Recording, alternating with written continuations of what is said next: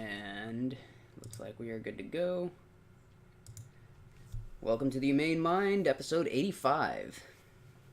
Although I couldn't think of a better name for the channel. I don't know if for the episode, but yeah. And I was pretty sure that that's going to be a YouTube strike or something like that.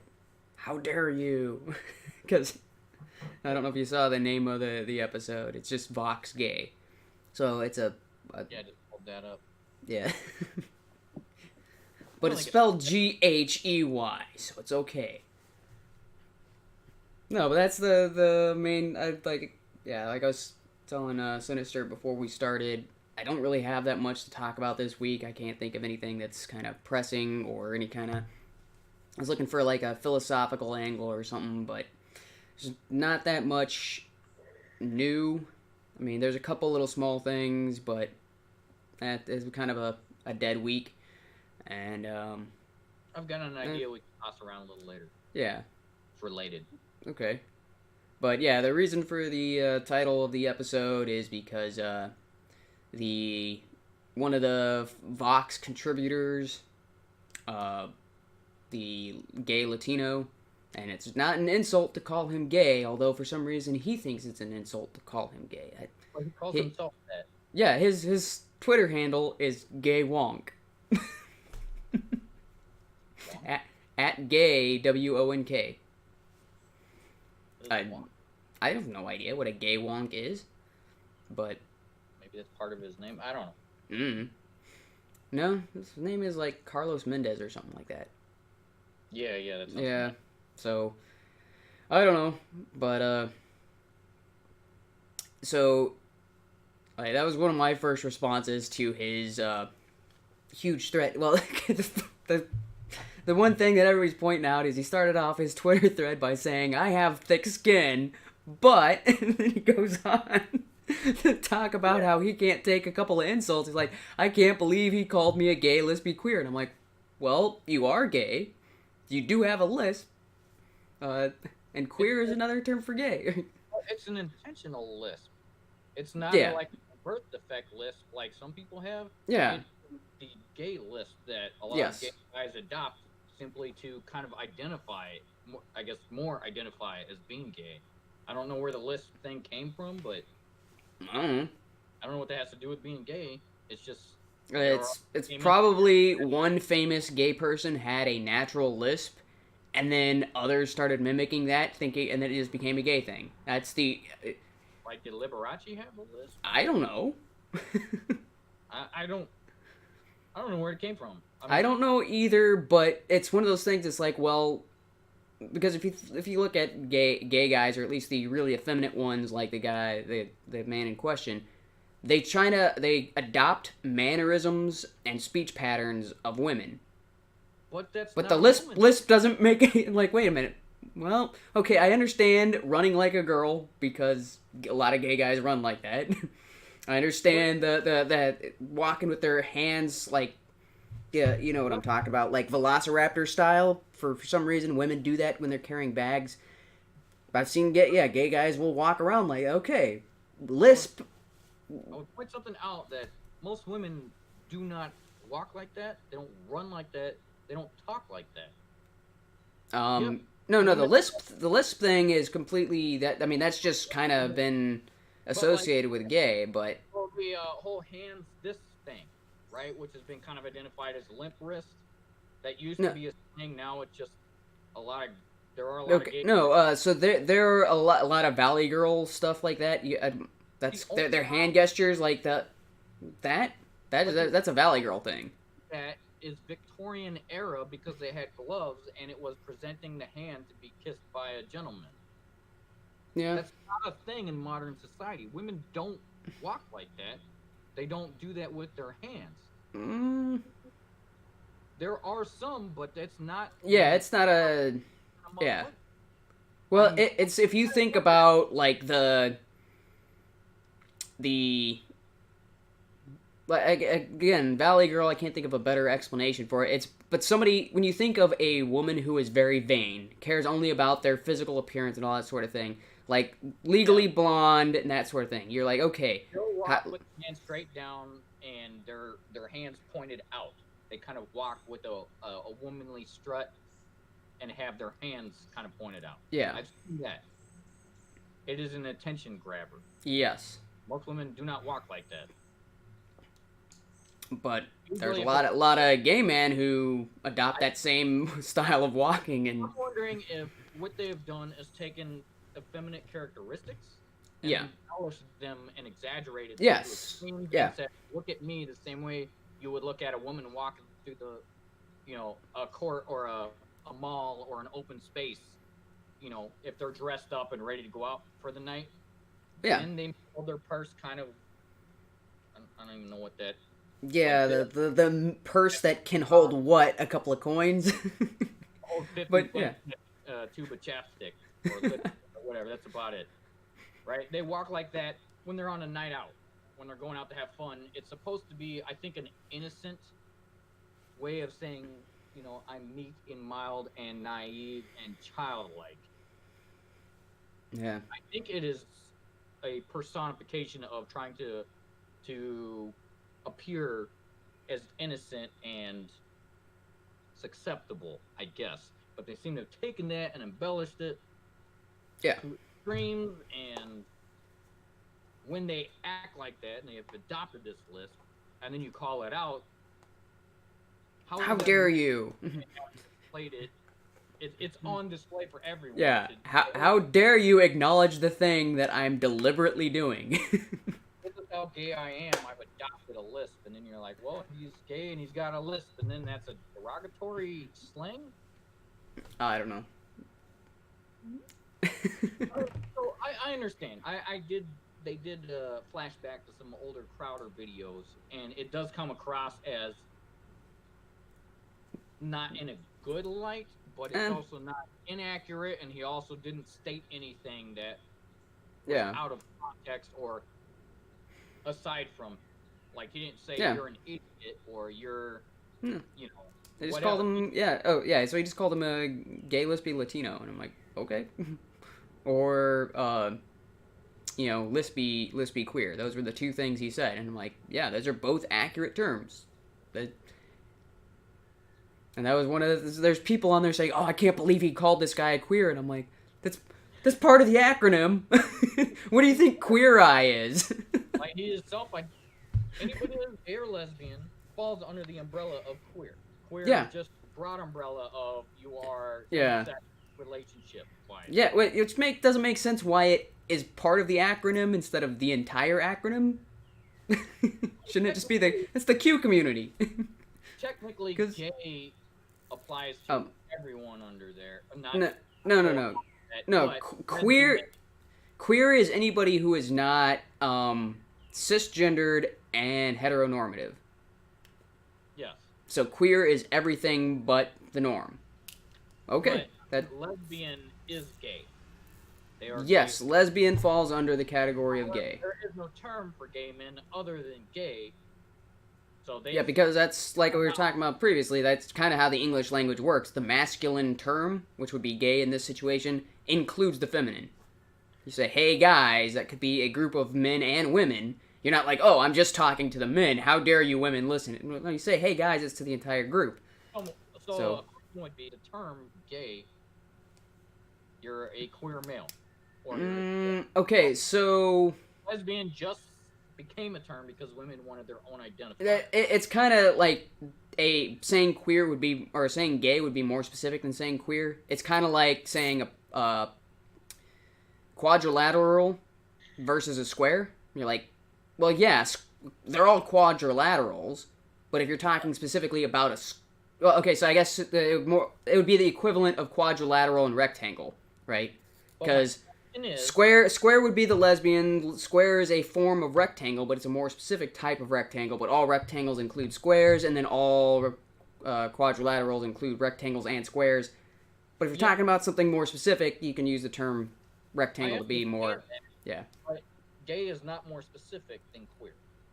Yes, it is. Because if you're saying gay, you're talking about gays and lesbians. You're not talking about transsexuals. You're not talking about non-binaries.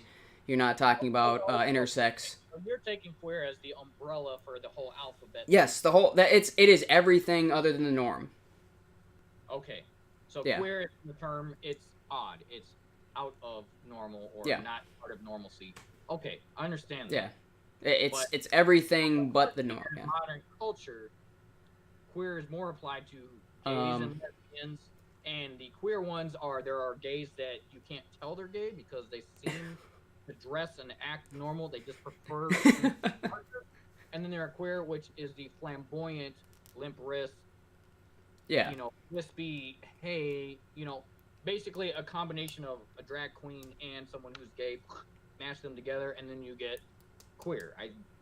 That's somewhat the way I guess that's kind of more of the popular culture because of Queer Eye for the Straight Guy, because all of those guys were pretty flamboyant and over the top about their stuff, and that became kind of the norm. But then other mainstream stuff, anecdotal, even in real life, I met some gay men I would have never guessed. Yeah. I mean, even in construction, they were just normal dudes until he's like, well, I got to get home to my husband. I'm like, I had no clue. Who knew? Yeah. But they don't come across as queer. He's just gay. Gay. Yeah. Queer seems to have the connotation of not only preference, but in addition, the display of non-conforming or out of normal habits. Yeah, because Dave Rubin is kind of gay, but I wouldn't. If how would I describe him to someone? I wouldn't describe him with the term queer, because I'm like, it would seem like it. Even though it applies to him based on the definition of queer, it seems like it makes him seem like he's out there, wearing dresses and lipstick and saying "sup girl" and stuff like that. That's what I'm saying. Yeah. I believe that originally queer just meant something non-normal. Yeah. But modern day connotation, it is the flamboyant or boisterous or it's artistic side. It's typically associated with the more out. Because if they didn't say he was gay, nobody would know. Yeah. It seems like a dude in a suit that likes to have conversations with people. Yeah. Just a guy. So, in that light, either one fits with the Mendez guy or the Vox guy. Yeah. Falls under either. So, I guess it's just the intonation. When Crowder says he's the queer, lispy Latino from Vox, maybe that's why he's offended.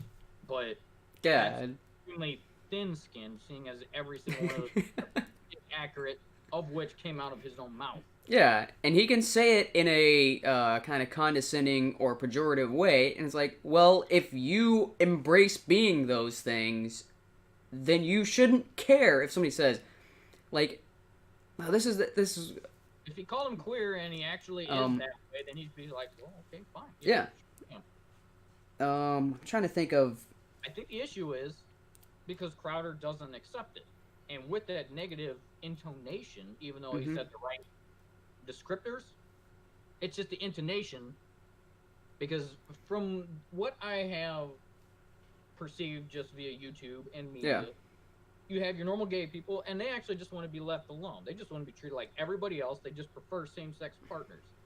I, as a Christian background, don't agree with it, but that's their business, not my business. Yeah.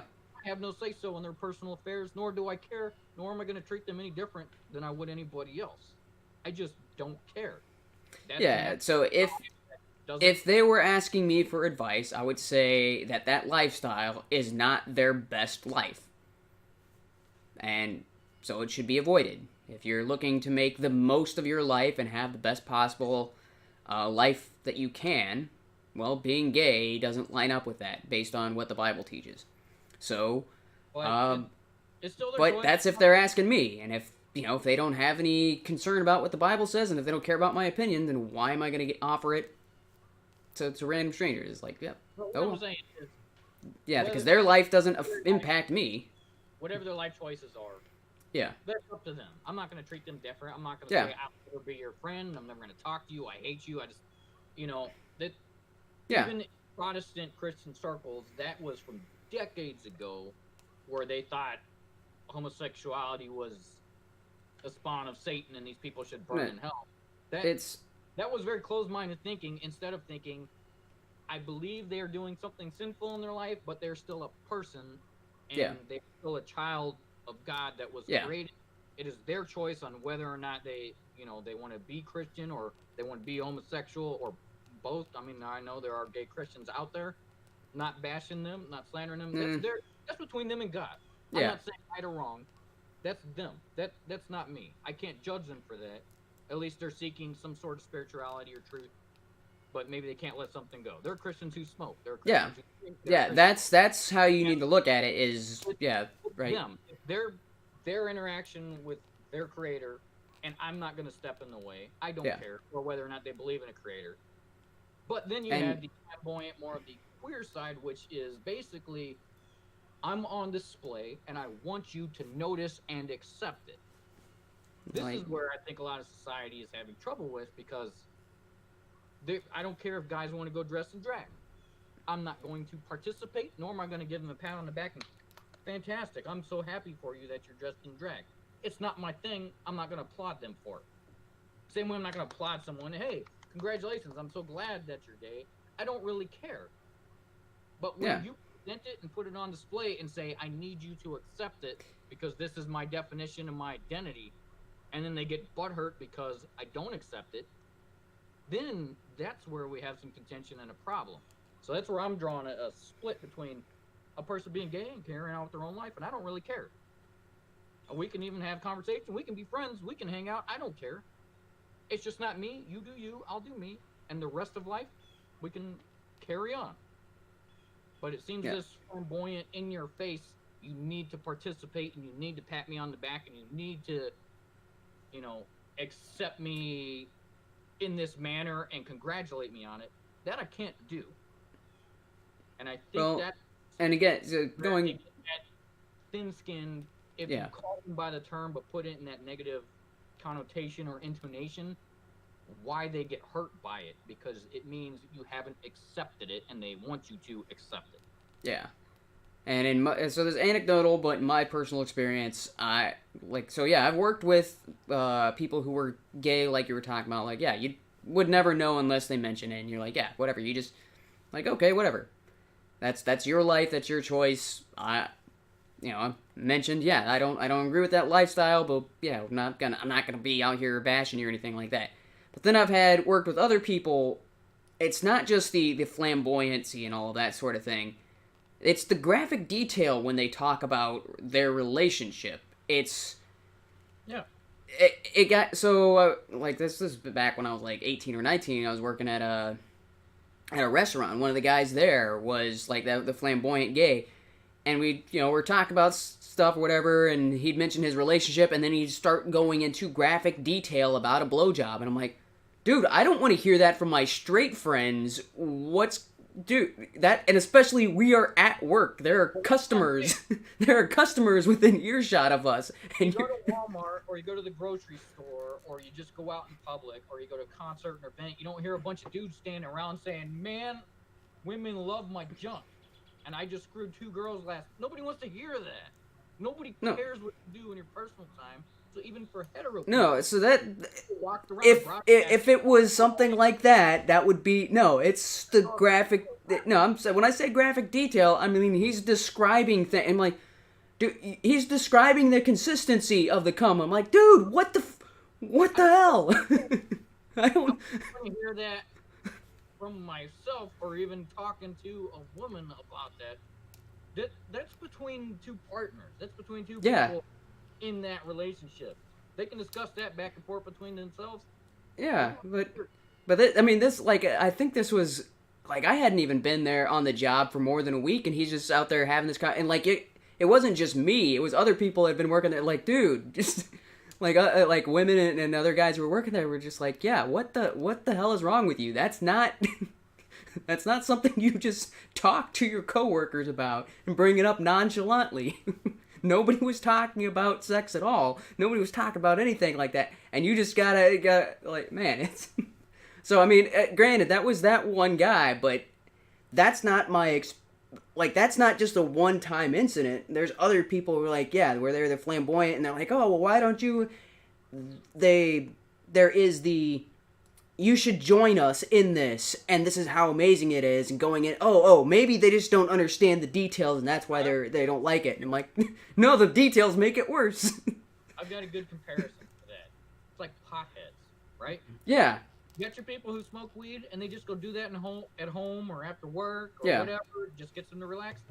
Nobody cares. In fact, in I don't know how many states now, it's legal, nobody cares. Mm-hmm. Well, it's the guys that sit there and talk about all these different types of pot they've smoked and how awesome it is and how many different like, man, I can't believe you don't do this stuff with me. I mean, come on, let's...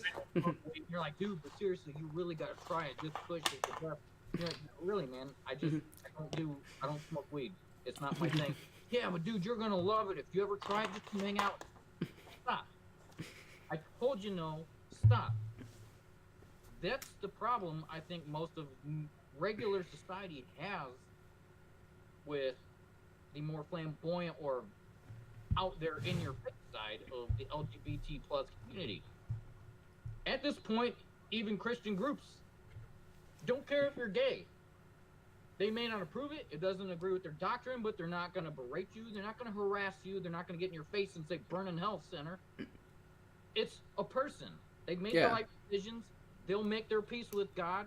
They'll do what they, it's between them and God. But when you get in people's faces and you constantly broadcast it and keep saying, please come into this community, and you constantly tell them, no, sorry. That's no different than sexual harassment. That's no different than a guy hitting on a woman at work who says, I'm not interested. I'm here to work. I already have, a boyfriend or a husband or someone at home. Please stop. And they keep persisting. It's the same thing. They don't want it. It's an unwanted advance. Stop it. It is sexual harassment. I've worked with people like that. I think I brought that up on a previous stream. A guy I used to work with back when I was 18, constantly telling me to bring my kids down to his drag show and it's going to be a blast. All these guys dressed up. I'm like, I'm sorry, I don't do that. Yeah. I want to bring my kids around. Oh, but you're going to love it. Just bring them down every week, constantly.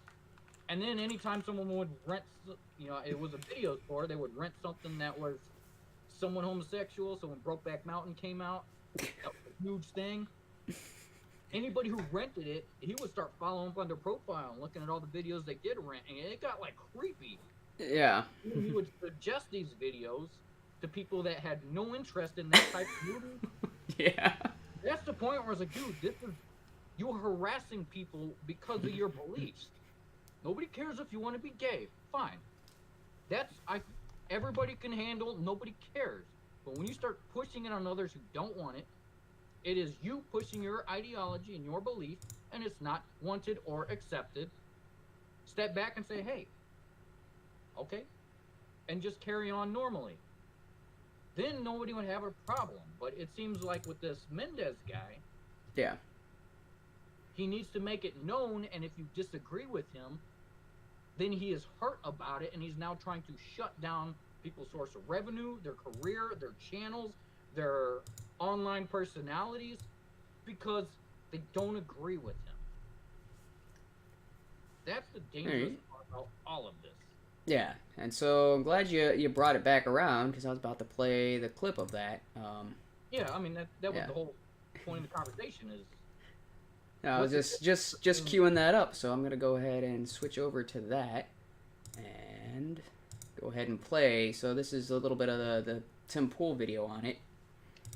Over the past several years, resulting in many different adpocalypses, a word that describes when advertisers pull off the YouTube platform. And so he's talking about YouTube in general to start off with, but it doesn't matter what kind of because of this incident. If Pepsi, for instance, says they don't want to advertise on YouTube, then people who make video game content will see less ads from Pepsi and they will lose money. For the past week or so, or several days, Carlos Mendoza of Vox has been targeting Steven Crowder because Steven Crowder... Sorry, what was that? I said I can't hear any audio over the direct stream. Oh, yeah, that's because it's not playing through the Hangout. Yeah. Yeah. I think that's when I watched or was listening to earlier at work. I just Yeah. play this stuff in the background. Yep. Crowder has said mean things about him. Now, the Yeah. left will call this harassment, but I don't think that's apt in that harassment requires certain. Look, it's semantics, right? Mm-hmm. They're going to say harassment because it benefits their argument that Carlos is somehow a victim, instead of saying mean things. Exactly, and that's basically what Steven Crowder did. Steven Crowder was mocking Carlos Maza as a comedian while he rebutted many of the ideas that Carlos Maza has put forth on his map. Alright, so I'm not gonna watch the whole video, but that was just that key point. I was like, yes, that's exactly right. That's exactly the situation that the Carlos Maza dude is in. He's claiming, "Oh, I'm being made fun of. That's harassment," and I'm like, do they not watch their own content? Do they not realize that their entire channel is dedicated to bashing conservatives and mocking them and insulting them and calling them liars and cheats? It's like, how is your channel not harassment? Maybe there should be a campaign to shut down your channel based on the criteria you're trying to shut down his. All right, so I think this actually stems from a bigger issue in society as a whole, in Western society. Yeah. Maybe we can kind of, I don't know if it's a tangent or just explore this idea. So the concept or idea I'm having is that in recent generations, personal identity has become a staple or a key to one's well-being or their own self-esteem. Whereas beforehand, self-esteem would generally, you performed well at work, you were building a career, you're doing well with your family, you've got some life goals and you're meeting those life goals. That's where your self-esteem came from. It seems as a yeah, and actually it's kind of because of the whole self-esteem movement, like in schools and all that sort of thing, where they started like, oh, you should be accepted and you love yourself sort of thing. I was like, well, what if you're not doing anything that is worth loving? Like, maybe it's it doesn't give these people the reason to change. They want to be accepted as they are. Well, maybe the way they are isn't the best version of themselves, and so then they don't change. That's not even the point. Yeah, but but going back to the self-esteem, well, if you think that you're good enough as is, you're not going to do the things like be good at your job, get praise from doing an accomplishment. You're not going to do anything like that because you're good as is. So my point is, what is self-esteem? Like the self-esteem that they taught in school? No. What is it? What is self-esteem? It's a very simple concept. It is two words. Self and the esteem of yourself. Yeah, it should be your self-assessment, right? It is basically your opinion of yourself. Your self-esteem should be based off of your view of yourself. It is encompassed entirely in your own psyche, your view of your persona, yourself. So self-esteem should not come from external. It is internal. Yeah. But with the advent of the internet and online personas and what people say about you, self-esteem has flipped and become entirely external. Yes. Therefore, since you do not have a high self-esteem, like the original concept of your view of yourself, it comes from the esteem external. It is now external esteem, and that's what they base their entire livelihood and their own view of themselves off of.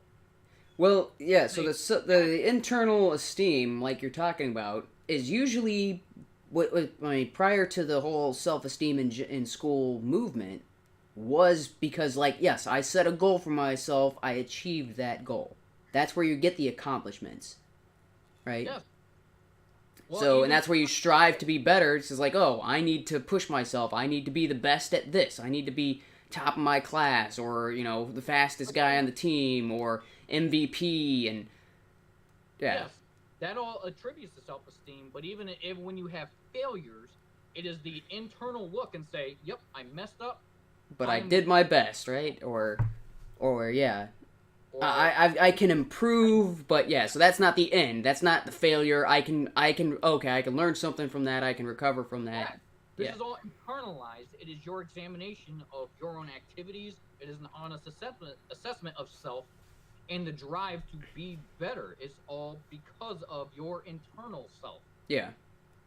Now, when they flip that and says you're good enough as you are and everybody should accept you and, oh, how dare anybody not accept you the way they are, it changes everything about the whole dynamic. So then rather than doing things to improve yourself or meeting your own personal goals, instead you're trying to change everybody else. Not change yourself, you're trying to change everyone. Correct. You have externalized it and now said my value is what comes from outside. And so when someone seems to put a personal attack on me, that lowers my esteem because this is the only way to validate myself is externally, not internally. This has bred weaker people. Yep. And this has bred people that have to be accepted and approved everywhere, which is why he is saying Crowder needs to be shut down because it hurts my feelings, and my feelings only come from external. It's the only way I exist is externally. I cannot look inside myself because I was never taught that, or I was never bothered to even think to myself, I don't care what people say. I'm me and I like me. So self-esteem is exactly that. You're supposed to say, I am me and I like me. That's proper self-esteem. Even if what you're doing maybe doesn't conform to society or doesn't conform to parents' expectations or others' expectations, you're happy with yourself. Mm-hmm. That is the very definition of self-esteem. There is no longer self-esteem with these online personas. It is now external esteem minus self-esteem. Since they can't internalize anything external that hurts them as a person. Oh, and that's why they're saying words are violence, is because that is a excellent analysis on the underlying psychology there. Correct. Yeah. I'd never thought of it that way. I'm just like, dude, what? The words are violence? Since when? No, violence is violence, but that argument doesn't work on someone who views their entire existence based on what people are saying about them. Correct. That's why that phrase, man, wow, used to be a powerful motivator because it meant look inside yourself and pull your drive from internal. When they have no internal drive, they have no internal esteem, that term man up means you're a failure in society. Everything external shows you're a failure. That's why we have high suicide rates. That's why gun violence, that's why mass shootings are up. There's no internal self-esteem anymore. It is all externally driven. Yeah. And it's dangerous. When you cannot self-motivate, you are a dangerous person. I mean, I'm not a psychiatrist, but that's what I'm seeing. And that was I'd never considered that angle, but that seems spot on. So I don't have anything else to add to that. If it's like, man, that all right, let's call that a wrap. It's a show. No. Is there anything else that you wanted to talk about? Because I know you mentioned before we actually started about the border wall. Because that was something that happened a couple of days ago. Is the court actually might have just been yesterday, right? I don't know if it was Sunday or Monday. 48 hours. Yeah, where of the Democratic or of Congress, Trump was shot down because the judge ruled that there is no legal suit here. They cannot prosecute Trump because he's doing what is within his legal boundaries, reallocating funds, especially from the Department of Defense and from the military during an emergency to the nation, which is exactly what he's doing. So that got shot down within the last... and because that was something that even Bush did and other presidents have done in the past, is they've taken military personnel to disaster areas. So that's something that is not uncommon. And what they're considering, well, it's disaster areas because they're, crises, right? And if the border wall is a crisis, like he's declared, well, that's perfectly within the president's... Well, the other thing is the president is commander-in-chief.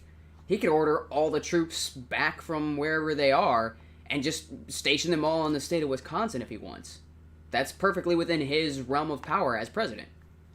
Well, so that's one way to look at this whole border crisis and the immigration issue as a whole is enabling. Well, people use the phrase enabling if you tell potheads, leave legal over here, and I don't really care if you do that. So go ahead, light up, have some fun. But if they have a problem with it, they're using it in excess, they can't control themselves, it has become an addiction. You allowing them to do that has now become enablement. You are leading towards their own destruction. What we see with mass immigration, the reason they're fleeing is not necessarily because they're looking for sanctuary, even though that's what everybody says. Yeah. The term that, hey, quick, get me in sanctuary. It's economic migration. Yes.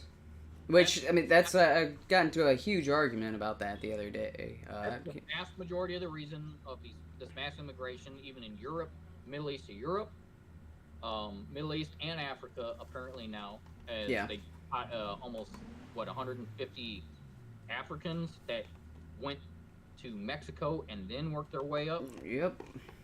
So because it's just an open border and it's been broadcast globally. Hey, it's just an open border and half the country just says come on in and waves it. It is it doesn't fix why they're migrating in the first place. Yeah, and as far as the economic migrants versus they're seeking sanctuary, well, it's like, well, they can use the legitimate channels. They can take a plane from their country of origin to some other country and seek asylum there, and they will be granted that. But these people don't have that, and so what they're doing is they're going through undocumented and then getting caught on the way and then seeking asylum, or they are doing like what the refugees along the African coast were doing, is they were going out into the water in boats, getting picked up by boats and being rescued. And I'm like, well, they were being rescued and then taken to the country that they had paid to go to, and now instead of them being economic migrants, now they're classed. Oh, these are the victims of a shipwreck. And I'm like, they're not victims. They are economic migrants who are circumventing your system. And it's the same thing. It's like, oh, well, if you've got a loophole of, hey, you've got an open border in the south of the U.S., and we could just go into Mexico and then go up, and there's not a whole lot that's going to stop us. That's the same thing. They're circumventing the proper channels because they couldn't get in the proper channels. So the way I think this should actually be viewed, if there are homeless people on the street, mass shooter walks down the middle of the street and starts firing at random people. They are asylum seekers. That's when you would open your door and wave and say, guys, get inside, duck down. Your life is in danger if you stay out on the street. Get in here. Yeah, that's why we have programs to protect asylum seekers. That's because exactly that reason.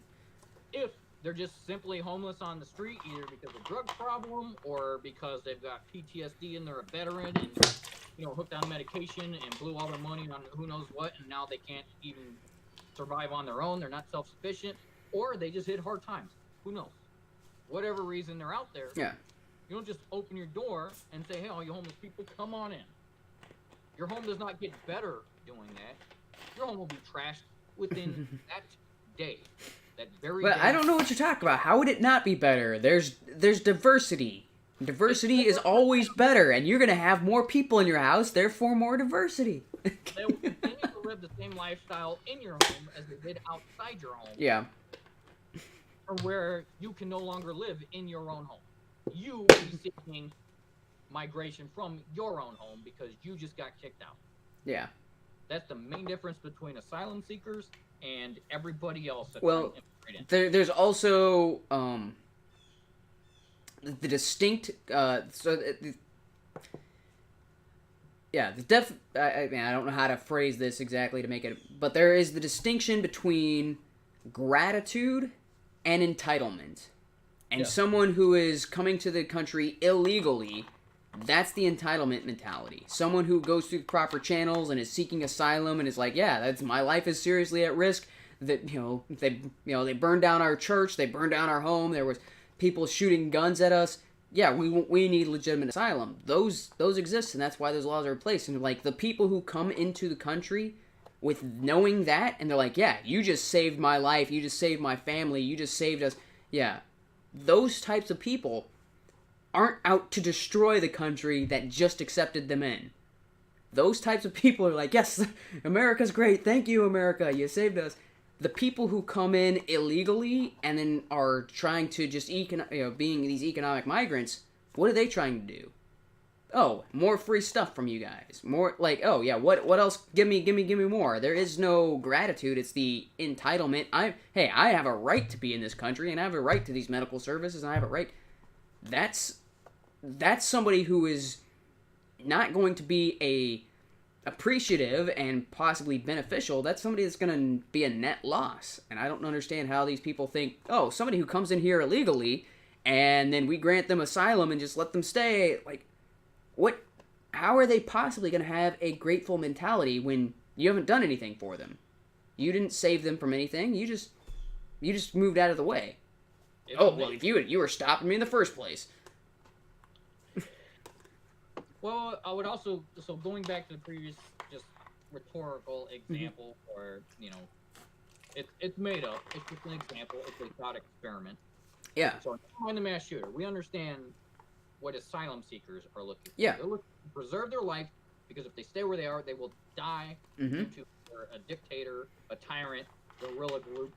Their life is legitimately threatened. I have no issue helping with those people, because I would hope I have somewhere to run should I be in that same situation. Yeah. I understand that.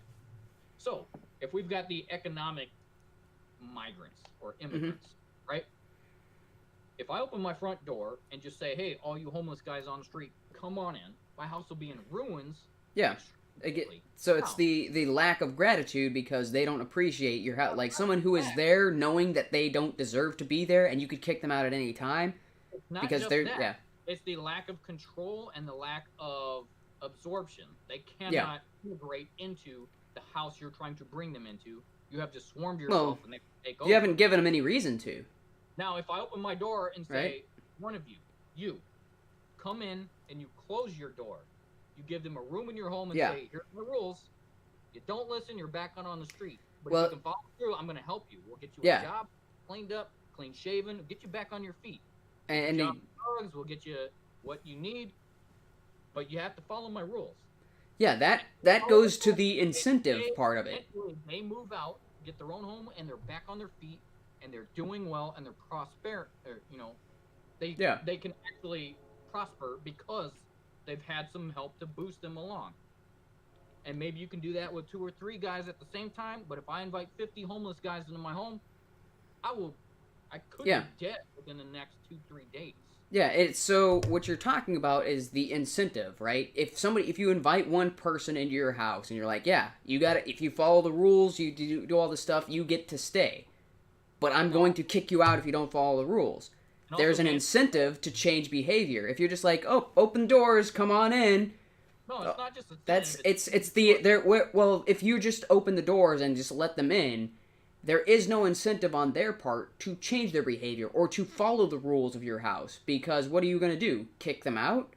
Well, it's not just the main incentive. So let's say I have a rule. It's not just open doors. What's the difference of me opening my door and inviting one homeless guy in? Okay, you're talking about the numbers, right? But again, the numbers. Let 50 guys in and then close the door and say, all 50 are going to listen to my rules. No, they're again the power structure shifts because there's more of them than there is of you. Yeah. So there is no the reason that bringing one at a time or a couple in where you can manage them. The reason that incentive structure is still there because you still kick them out and but if they outnumber you, then what you have no threat, you have no power or authority over them, so there is no incentive for them to change their behavior or to fall in line. Correct. There has to be that balance of integration and dissemination into the rest of the populace to where they can actually join and become a U.S. citizen, not a Mexican citizen living here. Yeah, that's the... Here, you're part of the U.S., you follow our laws, you do what we do, you listen to what goes on here, you're now a U.S. citizen. You're not a Mexican citizen. Yeah.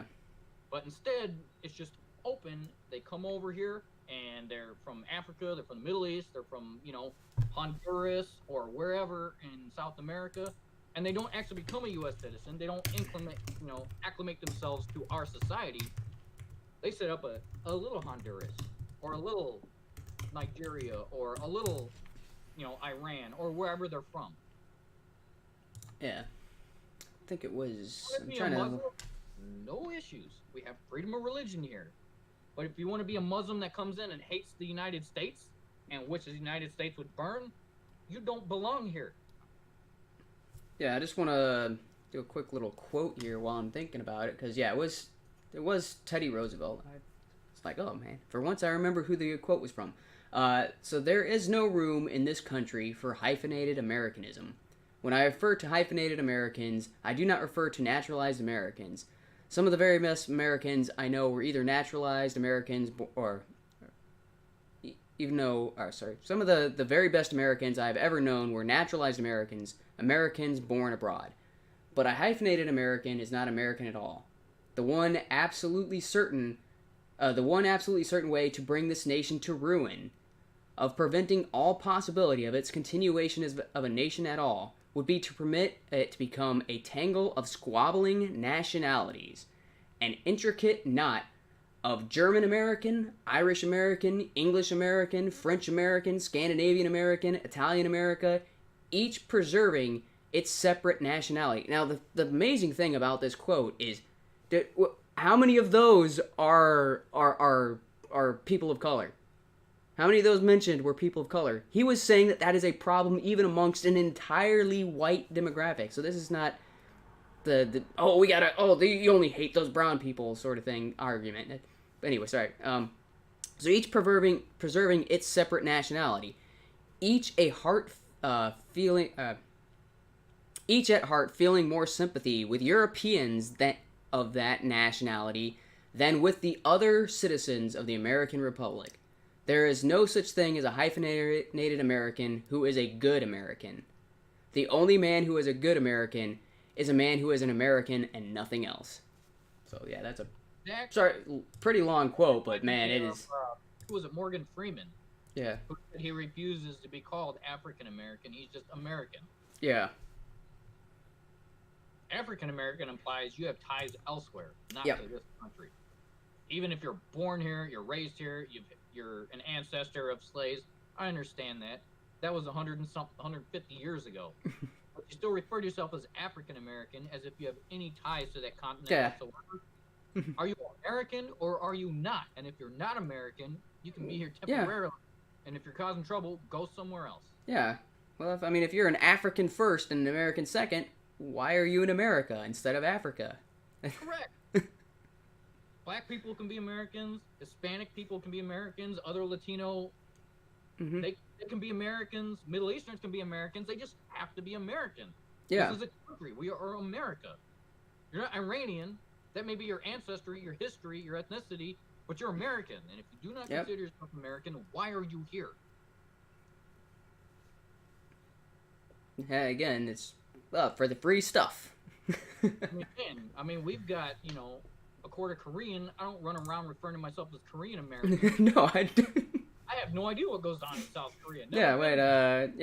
Korean and Cypriotic Greek. So I've never heard referred to any of us as Greek Americans. We're not Greek American. We're not Korean American. We're just American. That's it. Born and raised here. This is my country. I have no ties to Greece. I have no ties to Greece. And even our grandfather, who was born in Cyprus, has he ever referred to himself as a Greek American? No. He was an American. He was an American soldier. And that's the weird issue is he's very proud to have Greek heritage. He speaks Greek. He visits his extended family in Cyprus constantly. Yeah. And yet he is American. Yeah. He's not a citizen of Greece. Never has been. He has never once considered himself that. I guess he was a citizen of Greece before he became a citizen of the U.S., but... No, he was actually born in the U.S. Oh. And moved when he was, I think, 2 or 3 to Cyprus. And then came back when he was... Okay. Okay, so, it was our great-grandfather that Correct. My great-grandfather is from Cyprus. Yeah. Okay. But that being said, we grew up on Korean food. We grew up on Greek food. We grew up with, grandparents on each side teaching us about the culture. And I respect it. I love it. It's part of my history. But I am American. Yep. That's... And that's exactly the way Americans should think. So if we're taking in immigrants and they are moving here, economic or not, they need to be American, not Mexican, not Honduran, not Chilean, not Iranian, not Chinese. They are American. Yeah. And if they are American, they would respect the laws of America and come through the proper channels. And what you'll actually find is that the legal immigrants are American. And they cherish, they appreciate it, they understand it, and that there are majority of the legal immigrants are actually opposed to illegal immigration. Yep. Because they went through it, they're happy to be here, they understand the privilege that they've been granted to get to a first world country and be accepted here. And just for someone to walk in the back door and say, I'm going to take your stuff, but I'm African American, but I'm Honduran American, but I'm Iranian American. Or I'm a Canadian American. Yeah, well, that's one of those things about the border wall. When are we going to get that border on the north there? Yeah, I mean, man, Canada's pretty strict with their border. I don't mind some tourism, some sightseeing, but you can't walk into Canada and say, oh, I'm Canadian all of a sudden. No. They'll kick your ass right out. So, I mean, it's ludicrous that the Democratic Party has gone so far from their base as to think their only job is to oppose Trump. Yeah. He's what, the 46th president? Isn't he 45? 46? I think he's 46. Regardless, we've had 40-plus presidents before him. It has been a mix of Democrats. Yeah, he's the 45th. And up until the last couple of years, it has all been based off of policies and ideals. But as of late, Democrats are just simply, whatever Trump says, we're going to do the opposite. Why do people say 45th? He is a 45. Oh, he's the 45th president? Yeah, he's a 45. Oh, dude, that's awesome. Shinedown song would fit so perfect with. Yeah, that's what I was just thinking. I was like, yeah, 45th. No, that's a 45.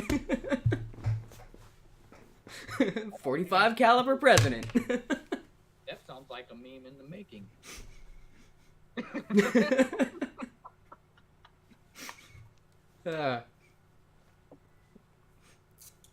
And okay, so man, I had one other topic to discuss.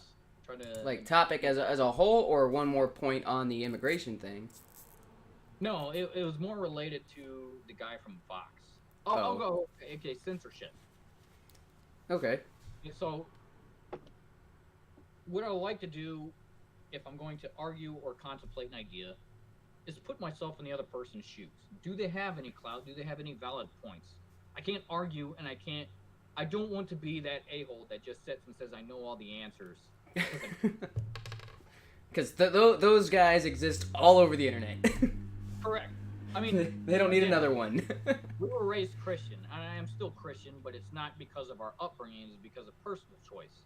But I don't want to be the Christian that is getting into a debate or argument or discussion with an atheist and just saying, you're a clown, of course there's God. I have to be able to put myself in their shoes and say, why are they thinking this way? Where did they come from? What is it that is spurring these ideas from their head? If I can't put myself in their shoes, I can't argue, I can't debate, I can't relate, and I can't be empathetic, and therefore there's no point of discussion because I have stonewalled myself. I have to at least have the ability to consider the opposing viewpoint or a different viewpoint. So I never want to just shut myself down and say, nope, not accepting it. Mm-hmm. Right? I would like to reach a logical conclusion based off of just everything. So when it comes to censorship, I very firmly believe in the First Amendment, that the government can make no laws inhibiting or prohibiting speech. They cannot interfere. There's nothing that the government should be able to enact in law that says you can't say this. The only exceptions I see that I do find acceptable are incitement to death and violence. I cannot call for the assassination of someone. Yep. I shouldn't be able to, we'll use that example of yelling fire in a crowded area, a theater or a mall. And you say, yeah, you say violence, so would you consider throwing food objects at someone violence? Honestly, no, but yes. It's not be done, and it is a physical act, so it yeah. does fall within the realm so it is technically assault, but it's kind of like it's minor. It's not worth pursuing and putting someone in jail over. And chucked an egg at me, I'm not gonna call the cops. I will be irritated. Yeah. However, it's still physical. Yeah. So it's to the point of. So. How whiny are you being about the issue? Yeah.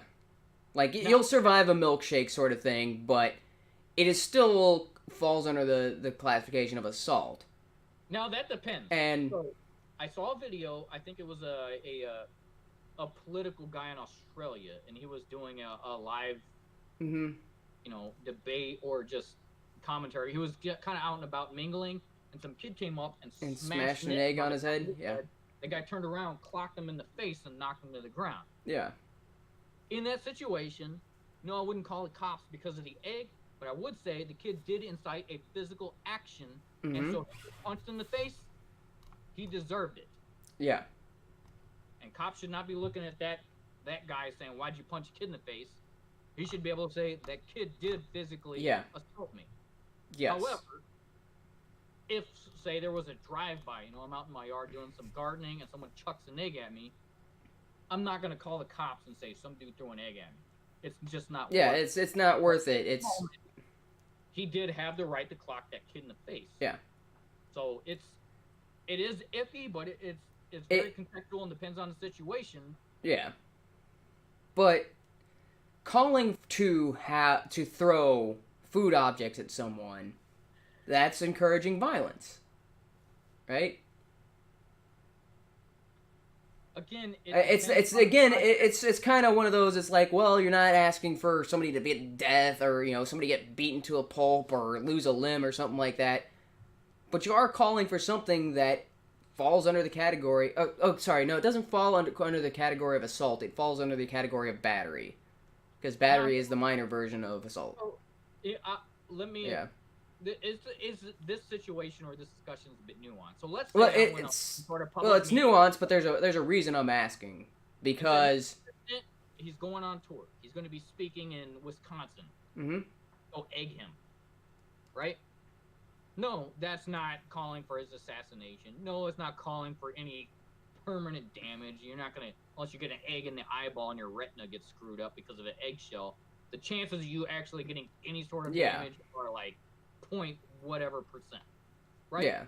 So I wouldn't say that's something where it should be a federal offense. No, it's not a federal offense or anything. To actually be there in Wisconsin, and you brought the eggs and you chucked the egg at a president, and Secret Service tackles the ass to the ground, you deserved it. Yeah. So violence, I would say life-threatening. Eggs and vegetables and food, it's not life-threatening. You don't deserve any sort of federal... It's not life-threatening, but it still falls under the category of violence. If you are conducting the actual physical action, you deserve to have your ass taken down. Yeah. And so, that's because you're performing a violent act, so violence could be used to stop you. Correct. So and the reason I would bring this up is because encouraging violence is a direct violation of Twitter's terms of service. And yet, Vox Guy, there's screenshots of him calling for people to milkshake, which milkshake is, with like the Nigel Farage thing, where the people buy milkshakes and throw them at people. Sargon or Benjamin milkshake. There was a senator. Yeah, and it was that got milkshaked. I don't remember the name. Yeah, Tommy Robinson, Sargon, Farage, and then somebody else all got milkshake. And it's one of those things like, you're kind of a dick, and if they wanted to, they could press charges and get you put in jail for like a day or two, but it's not worth the time and effort. But it is a call to violence. to encourage someone to throw things at someone else. So you've got so this brings up a good point. So if we were like vindictive and be like, oh, we gotta shut this guy down, you're like, dude, yeah, that's a violation of Twitter's terms and services because you're calling for an act of violence. I mean, granted, it's a petty little technicality or whatever. It's something. It's like getting Al Capone on tax evasion. It's like, yeah, it's like, really, that's what you're going with. But if we were petty and vindictive enough, that's like, hey, let's start this massive campaign to get his Twitter canceled because he called for violence. But that's what we would do if we were petty as him, because he's trying to get Crowder shut down. Here's a thought experiment. I do not have an answer. Something I've been mulling over quite a bit, and I don't have an answer, so I'll just propose this to you. I believe in the First Amendment, and it's not just government. I believe free speech should be available anywhere. Yeah. Not just from government entities or that they don't have the right to block. I think if you're going to be a platform for something, allow free speech. Well, that's because free or public institution, you have to allow for free speech. Now, yeah. Before you answer, let me put this. Well, I was going to say free speech came before the Constitution. The Constitution was to prevent the government from encroaching upon our natural right to free speech. Correct. Now, my question is, let's say I'm having a discussion with another guy, right? The debate starts getting pretty heated. Our ideologies are clashing. He can't see my point of view, and I'm just, I don't agree with his point of view, and so the debate is getting a bit heated. And then he says, I fucked your mom last night, and so I punch him in the face. Okay. Should I be able to punch him in the face for that remark? Or is it simply words are never violence? And then what do I do with that remark? That remark is coaxing you into acting in violence, but you don't have the right to do that. So that's my question. Yeah, when does it cross that line? There are a lot of people who they do not wish to physically harm someone, but that verbal trigger builds up their emotions enough to where it's a reaction. Their brain has turned off, and now I need to stop that from being said. I don't agree with punching the guy in the face, so I'm with you on that. But I can easily see that happening because I've already seen that multiple times throughout my life where one guy's just mouthing off and then gets punched in the face because of his mouth. At what point should that guy be physically reprimanded for his misuse of speech? Or is it just never, ever acceptable, and so we just allow a-holes to run around saying whatever they want? And government shouldn't be able to step in, but is there at any point where a citizen should be able to defend their honor or the honor of loved ones that used to be considered somewhat chivalrous? Yeah. Illegal. So that's the point where I've been milling it over, because for the most part, I would just walk away. But there are certain things that I'm sure would trigger me, especially if talking about, say, like my kids or past event, or just saying something extremely derogatory and nasty about our mom. I couldn't let that stand. But it's not like I can whip out my cell phone and call the cops and say this dude was bad-mouthing my mom. No, and that's unfortunately based on what you have the right to do. Not talking about the legal right and all that sort of thing. Just the right based on your natural rights and based on the logic of the NAP and all that sort of thing. You don't have any recourse other than your words to deal with somebody if all they are using is their words. If you throw the punch because he said he fucked your mother, then you are the one in the wrong because you are the first person to aggress in that situation. Nailed it. So, back to the original topic. Yeah. Our lesbian, queer, Latino friend. He's asking for something physical to happen. He's asking for the shutdown of a YouTube channel. He's asking for the demonetization and the decrease of funds to Steven Crowder. Yeah. Everything has been verbal up to this point. Then it becomes action. So I agree with you 100%. As much as it would drive me nuts if someone was talking about my mom or about you or about my kids, the right thing to do would be to step back and say, hey, that's uncalled for. You shouldn't have said that. Yep. Either to walk away or to say some kind of insult back that's just as damaging, or not even an insult, just, hey, that was wrong, man. I'm walking away. You shouldn't have. Well, that would be the appropriate thing to do, is to diffuse the situation. Oh, that would, you're correct. But what is appropriate isn't always what we do. And granted, if you regardless of what Steven Crowder may have said about this guy, even though all of his labels and things he attributed to this guy are actually accurate because they came from him. Yeah.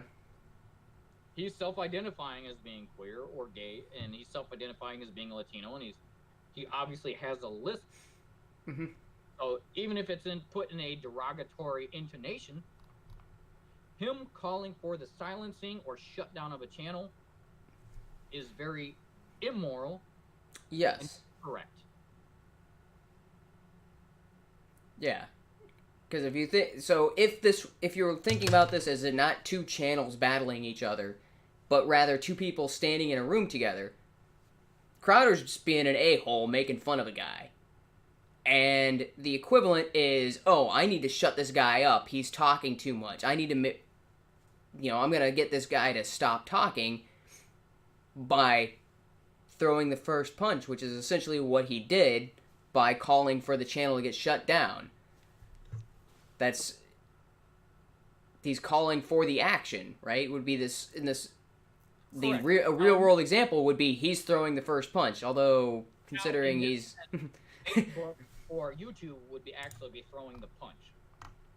So. Oh, okay. So it'd be more like, oh, you're gonna say that? All right, I'm gonna get my big, the muscular guy. Yeah. Backing up and saying, hey, I need some guys to. I need some backup over here. Get this blonde fascist ass out of here. I don't remember that lady. At Mizzou. Yeah. I was recording and she asked for some backup. Go and take him off. Go kick him off because he's recording them as they're protesting. How dare you record us protesting? Correct. In that light, I agree with free speech. But when you incite people to shut someone else down, does that violate their rights to free speech? That's my overall question. So we look at this battle between Crowder and between, what's his name, Mendez at Vox. Or we take this hypothetical situation, two guys talking to each other. Mm-hmm. Things get heated. He starts saying some derogatory terms. This guy feels hurt and says, hey, someone back me up and messed him up. Is that protected under free speech? No, that is not. So we should look at this Vox situation in that light. Yeah.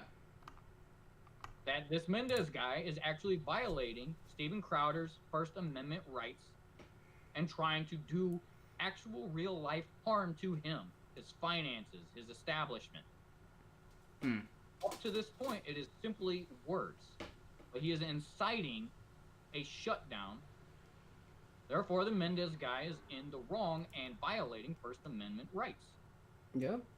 So we need to set solid guidelines on there is actually no violence in speech until you call for physical action in recuperation of, or restitution or recompense, whatever starts with R. Yeah. R words are stuck in my head. Retribution. Yeah, well, a lot of our words are retaliation, revenge, retribution. Yeah, they're all. A lot of words start with R. Yeah. Rebuttal. Yeah, it's hard to get away from. So could that be an arguable point? Like, so if this was something that was like a civil case between the two, I could see a. Because this would more than likely being Crowder prosecuting, the Vox guy for damages done. Then yeah, that's definitely an argument that could be made by the prosecuting attorney. I don't think prosecutor is the right word, right? Is that because there's the plaintiff and the defendant, right? Or is it plaintiff? No, Crowder would be the plaintiff because he would be the one suing Vox, and Vox would be defending. That would be the prosecuting attorney. Yeah. Prosecutor is which one was plaintiff? I thought because prosecutor is a criminal case, right? Let me double check this. So let's just call him the plaintiff's attorney in a civil suit. Yeah, I think plaintiff is the correct word. Yeah, the plaintiff is the one who brings the court case up. Yeah. So in a criminal case, the plaintiff is the prosecutor. In a civil case, it's just the plaintiff. There's no prosecutor. There you go. Yeah, just clarifying that. I was like, yeah, something there doesn't sound right. Yeah, the plaintiff is the correct term. All right. It's just a plaintiff in general. But, so, like I said, I've been milling that over my head because I'm sure there are some situations where my emotions would kick in and I would just punch someone right in the mouth. No, I mean, that's exactly what happened when I for my situation where I punched Joel. Yeah. Yep. Lost self-control, reacted to words with violence. I know I was in the wrong. I just think that the legal recourse was like, really? That's what I owed to the state for that. Yeah, I just think I understand I was in the wrong, but the punishment did not fit the crime. However, the punishment fitting the crime. So in your circumstance, I understand it was a brotherly dispute. Mm-hmm. In your head, Joel's being a bit. Oops, I hope I didn't dox him. Our brother was being a bit overbearing, and he's younger, so he kind of doesn't have that precedence, or, it's more recommendations rather than a directive towards you. Yeah, that's not doxing to say that we have a brother and giving a first name. That's right. However, there does need to be an extreme example saying, do not cross this line legally. Yeah. Yeah, and that, yes, legally, I crossed that line. And your fist furls up, and you say, this could cost me thousands, it could cost me my job. An asshole, don't talk about my mom, we're done. Yeah. And walk away. It has to be harsh enough to where the general public will get their emotions under wraps in situations like that. It's the same with any punishment. So maybe it's not so much does the punishment fit the crime, but is the punishment enough of a deterrent incidents or most of your incidents to dissuade people from committing the same activity. In that regard, I would say the punishments for most things legally should be fairly stiff. It must be something to where you're going to feel it and you're going to wish you weren't in that situation and you'll never do that again. Otherwise, lesson learned. Because that in the face for saying something bad and all you get is a $25 fine, man. There's quite a few people I would have. It's by now. Yeah.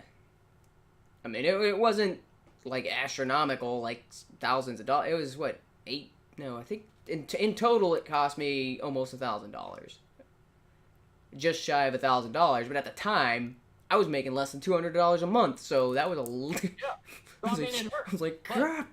In your situation, if you ever gotten a physical debate with me to where you were just really irritated with what I'm saying, you would reconsider any sort of physical recourse. Oh yeah, I'm like, no, not doing that. I know that my punches have no damage because I punched him and he laughed. And he laughed. He had a smile on his face and kind of chuckled. I'm like, yeah, all right, that was something you should be admitting on the internet here. No, it's whatever. It's I am physically weak and not able to throw a punch. Also, I punched him in the forehead. What? Like that was worse for my hand than it was for him. A forehead. That's the worst spot. I know. I am bad at fighting. The back of the head would have hurt more. I know. Here, like that. No, right there. That. Yeah, like.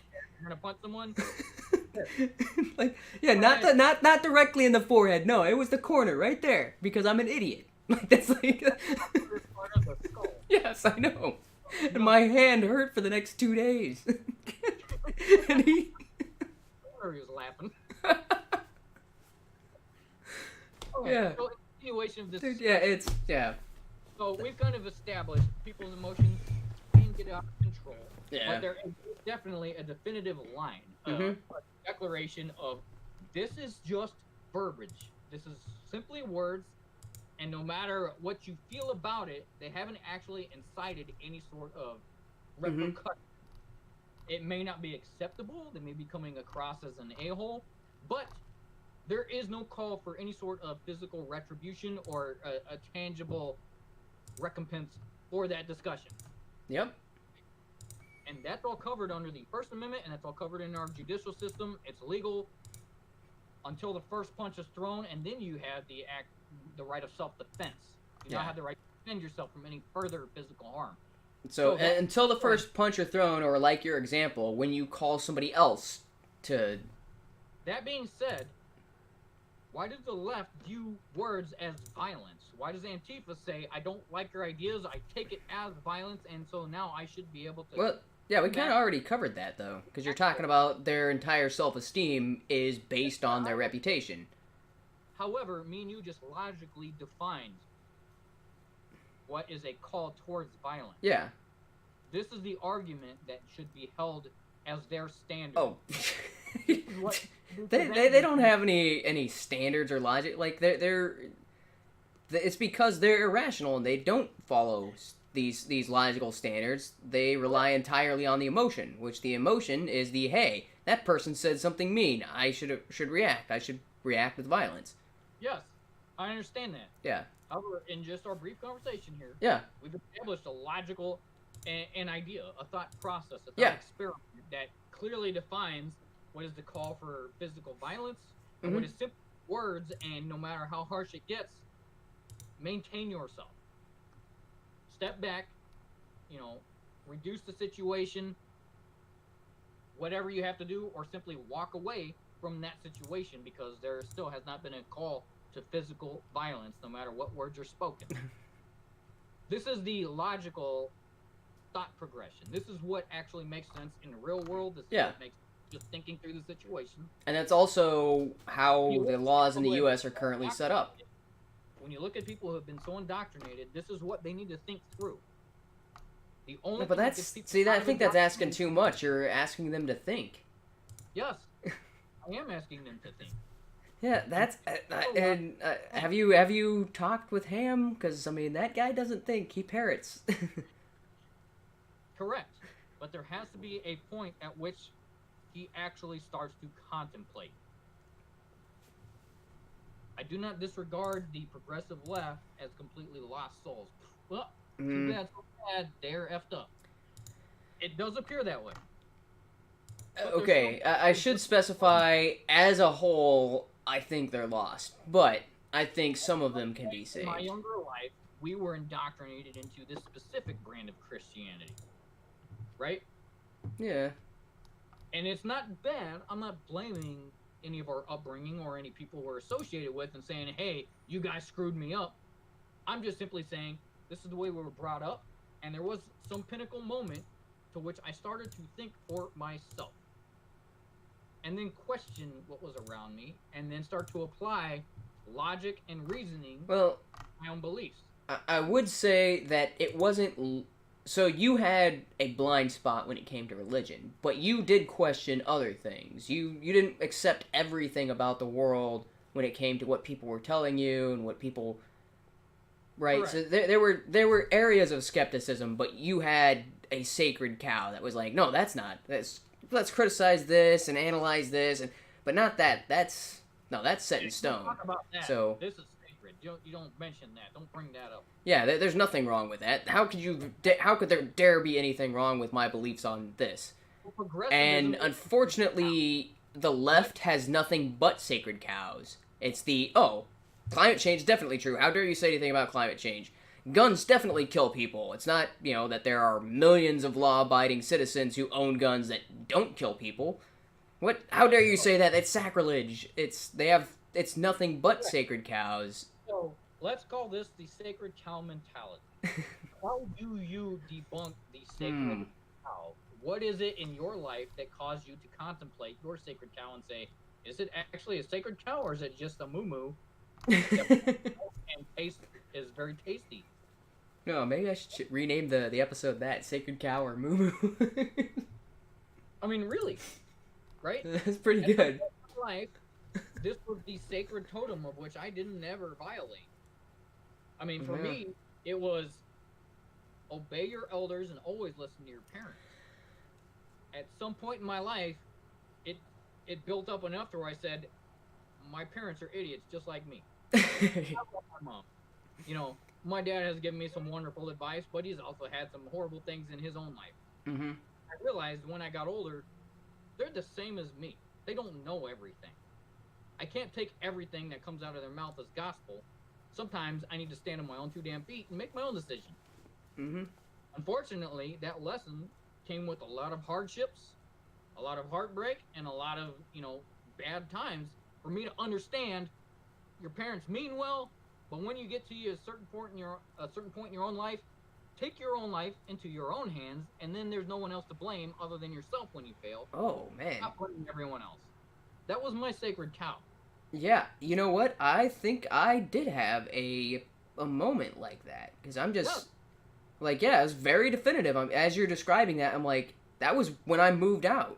Like, the night I moved out, I was like, wait a minute, what? This is all messed up. This is not right, and I'm like... Because that was the thing that shocked everybody. Was like, what just happened to him? He snapped. Yeah, and I was like, yeah, that's... This is messed up. This whole situation is messed up. That's not... I mean, I know I'm out. Yeah. Right? I mean, I will try and keep most of my personal life off of live air, but I was married at one point. During the very beginning of my marriage, we bought a duplex. And for a week, right before we got married, I slept on my parents' couch instead of staying at the duplex with my then pregnant fiance with my daughter and my stepson.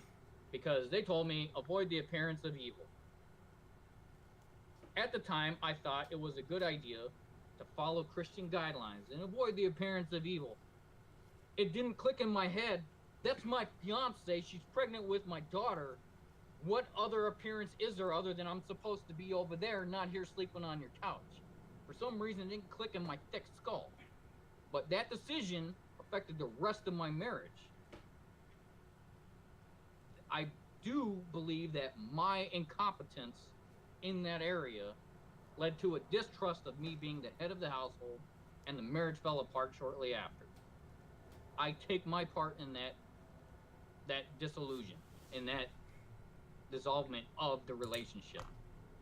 That was my fault. That was my sacred cow that crumbled, and to where I started contemplating, I love my parents, but they don't know everything. They're not in my shoes. They're not in my situation. I need to make the best of my life, my situation, and start thinking about what the world means to me and what is around me. Take advice with a grain of salt. However, you should still listen to your elders. You should still listen to people that have had more experience. But that experience should be applied to your circumstance, and when it doesn't apply, then you need to take your own action. So that was my sacred cow. At some point, your ideology, your beliefs should always be questioned. That's my point. Kids are being reared up in this leftist, progressive indoctrination campaign, and they are never asked to question whether it is valid or not. They have been grown up saying climate change is this ever-present doom hanging over their heads, and they never thought to sit, do humans actually play much of a part in climate change? We've come out of supposedly 2 ice ages. The medieval dark ages was a not necessarily an ice age, but it was a medieval warming. And that had nothing to do with humankind whatsoever, and yet the Earth came out of that all by itself. How much of an impact do we actually have on our climate? And do people even understand what climate means? Climate is not the temperature tomorrow. Climate is just the pattern or averages of weather, temperature patterns over a very extended period of time. And if you look at things in a long scope, we're actually cooling. We could be headed towards another ice age in another few hundred years. Yeah. And yet people are looking over the last 5 years and saying, well, I remember that one summer was hot, climate change. So what we need to do is get people to face their own sacred cows and say, if it's sacred, find out why it's sacred. Otherwise, you're going to find out it's not sacred. Stop holding on to that garbage. Well said. Now that you're a critical thinker, let's discuss. And I wish I knew what that catalyst could be for people that I get into arguments with. Like, okay, how do I get you to think for yourself? So here's where we need to play more of a psychiatrist or a what's the other P term? I believe it's analyzing therapist, so analrapist. Yes, an analrapist. But talk to individuals, and when you find that they've reached a wall, you have to actually back them up and find out when did they come to that wall? When did it become a wall in their life? And let's take a look at this wall together. Why is that wall there in the first place? What is this wall made of? Why was it erected? And what is it protecting you from or protecting on the other side so you can't see it? I don't care if you're Christian, atheist, gay, straight, male, female, Latino, white, black. It doesn't matter. You should question everything and build your own beliefs. Build who you are. And what that does is build your own self-esteem, because now you have your footing on your own solid ground, and your self-esteem is now unshaken regardless of what happens outside of you. This is what builds strong, competent people instead of these flimsy box guys who get hurt because someone called him queer even though he is queer. People need to build self-esteem, and it only comes from internal. So I think in future debates, if you do get anybody on your stream or do get on a Twitter chat, that's what you need to work yourself down towards is, where is your wall? What is it that is propping you up on this idea? Yeah, it would be nice to have some dissenting opinions in here to help me question. It's like, wait a minute, is that a wall? Is that a wall that needs to come down, or is that a legitimate wall? You may not even know it's there until someone asks about it, and then you hit that, what is that, cognizant dissonance. Yeah. That is the wall. That is the sacred cow. And when you examine it, it is either a valid belief or invalid. Either way, now you understand why that wall is there, or you can take that wall down and say, now I'm free. There's only a positive benefit from that. There is no negative that I can see. All right. And I don't think I could have said it better myself, and I don't have any more topics to talk about, so I think we're just going to go ahead and wrap it up on that. Thank you for joining me, and for anybody who watched this, see you next Tuesday. Oh, actually, I actually should have hit the button after saying see you next Tuesday, but all right, here we go.